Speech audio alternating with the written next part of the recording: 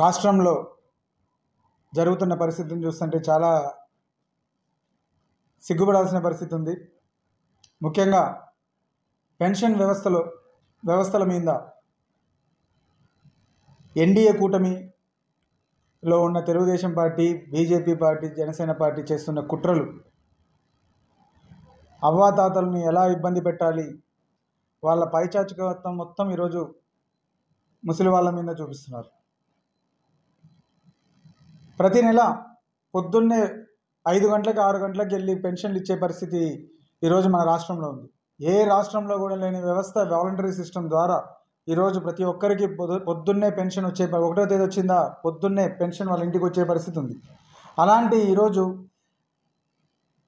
Telugu Desam party చేసిన కుట్రల్లో భాగంగా ఎన్నికల కమిషన్కి కంప్లైంట్ల మీద కంప్లైంట్లు ఇచ్చి ప్రతిరోజు ఎక్కడో చోట నుండి వాలంటీర్ల మీద కంప్లైంట్లు ఇచ్చి ఈరోజు అది ఆపే విధంగా కోర్టులో ఒక విధంగా నిమ్మగడ్డ రమేష్ గారి ద్వారా కోర్టులో చేపించడము, అదేవిధంగా మన అచ్చెన్నాయుడు గారు నెల ముందే ఒక లెటర్ పెట్టి వాలంటీర్ వ్యవస్థని పక్కన పెట్టాలి అనే దాని మీద ఒకటి చేసి ఈరోజు పెన్షన్లు పంచకూడదని చెప్పి ఈరోజు ఆపిచ్చి మళ్ళీ ఎదురుదాడికి దిగడం చాలా సిగ్గుచేటు. ఈరోజు ఎంత ఇబ్బంది పడుతున్నానంటే, ఇప్పుడే నేను నేనంపాడు విలేజ్కి వెళ్తే ముసలోళ్ళందరూ ఒక చెట్టు కింద కూర్చొని మాట్లాడుకుంటున్నారు. నేనేదో ఒకరు చనిపోతే వెళ్ళాను, ఆడ అందరూ ముసలోళ్ళందరూ కూర్చొని పెన్షన్ రాలేదని చెప్పి వాళ్ళే మాట్లాడుకునే పరిస్థితి, తిట్టుకునే పరిస్థితిలో ఉంది. అంటే ఏం చేస్తున్నారో కూడా తెలుగుదేశం పార్టీ వాళ్ళకి అర్థం కావట్లేదా? ఆఖరికి వాళ్ళ జోలికి పోయి ఏం సాధిద్దాం అనుకుంటున్నారు? చాలామంది మళ్ళీ ఈరోజు కొత్తగా చంద్రబాబు నాయుడు గారు సిగ్గుపడాలి, ఐవీఆర్ కాల్స్ చేసి ఎవరే కానీ పెన్షన్ తీసుకోవద్దండి, 3 నెలలు తీసుకోకపోయినా వచ్చే 3 నెలల తర్వాత 4,000 ఇస్తానని చెప్పి సిగ్గు లేకుండా ఎలా చెప్తున్నారో కూడా మాకు అర్థం కావట్లేదు. కేవలం మళ్ళీ జన్మభూమి కమిటీలని ఆ శాడిస్టులను తీసుకురావాలని చెప్పేసి ఒక పథకంతోనే ఈరోజు వాలంటీర్ల మీద ఈ పథకం పండుతున్నారు. గతంలో మీరు చూసినారు, జన్మభూమి కమిటీలను పెట్టి ప్రజల్ని ఎలా హింసించినారో, ప్రతి గ్రామంలో ప్రజలకి నరకం అంటే చూపించారు. పెన్షన్ ఇవ్వాలంటే వాళ్ళకి ఒక 3 నెలల పెన్షన్ వాళ్ళ చేతికి ఇవ్వడమో, 5 నెలల పెన్షన్ వాళ్ళు తీసుకొని మిగతాది ఇవ్వడమో అలాంటి పరిస్థితి ఉండేది. ఈరోజు వాలంటీర్ సిస్టమ్ ద్వారా చాలా ట్రాన్స్పరెంట్గా ప్రజలకు అందుతున్నాయి. ఏ పార్టీ లేదు, కులం లేదు, మతం లేదు, ప్రతి ఒక్కరికి పెన్షన్ అందాల్సిన అర్హులందరికీ అందుతున్నాయి. రేషన్ పరిస్థితి చూస్తుంటే ఈరోజు రేషన్ కూడా ఆగిపోయే పరిస్థితి. ప్రతి ఇంటికి 1వ తేదీ నుండి 5వ తేదీ 6వ తేదీ లోపల ప్రతి ఇంటికి రేషన్ అందేది, దానికి ఈరోజు బ్రేక్ పడింది. ఇవన్నీ శాడిస్టులు చేసే పని.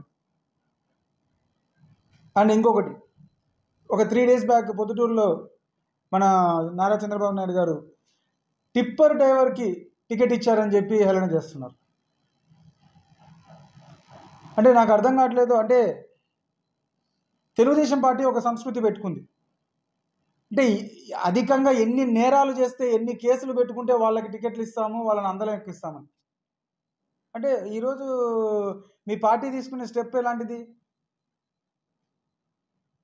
దొంగలకి, డెకైట్లకి టికెట్లు ఇస్తామని చెప్పి సిగ్గు లేకుండా డబ్బులు ఉన్న వాళ్ళకే టికెట్లు, దొంగతనాలు చేసిన వాళ్ళకి, అటెంప్ట్ మర్డర్లు చేసిన వాళ్ళకి, డెకైట్ పనులు చేసే వాళ్ళకి తప్ప. అంటే ఒక టిప్పర్ డ్రైవర్ అయితే ఏమి, అంటే ఆయన కుటుంబాన్ని పోషించుకోవడానికి ఒక టిప్పర్ డ్రైవర్గా ఉంటే తప్ప ఆయన ఏమైనా అన్ఎడ్యుకేటెడా, లేకపోతే మన ఆర్లగడ్డ అభ్యర్థిలాగా ఏమైనా 10th క్లాస్ సర్టిఫికెట్లు కొనుక్కునే వాళ్ళ, ఇంటర్ సర్టిఫికెట్లు 10th సర్టిఫికెట్లు కొనుక్కునే వాళ్ళ ఏమన్నా? ఆయన MA BEd చేసినాడు. ఏదైనా ఏ ఫీల్డ్లో అయినా పనిచేసేవాడు దాంట్లో ఒక ఇది ఉంటుంది అనే దాంతో ఇష్టంతో చేస్తారు.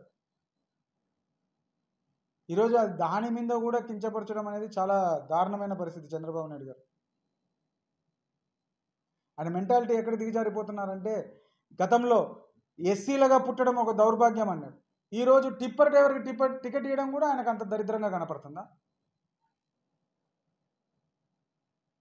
వయసు పైన పడే కొద్దీ ఏం మాట్లాడుతున్నారో కూడా అర్థం కావట్లేదు.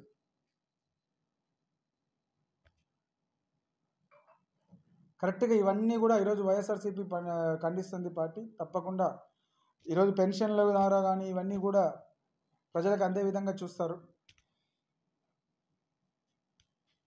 సమస్య లేని ఇల్లు ఉండదు, పరిష్కారం లేని సమస్య ఉండదు. బంధాలు గొప్పవి, బాధలు చిన్నవి. మీ సమస్యని మేము పరిష్కరిస్తాం. రండి, మాట్లాడుకుందాం.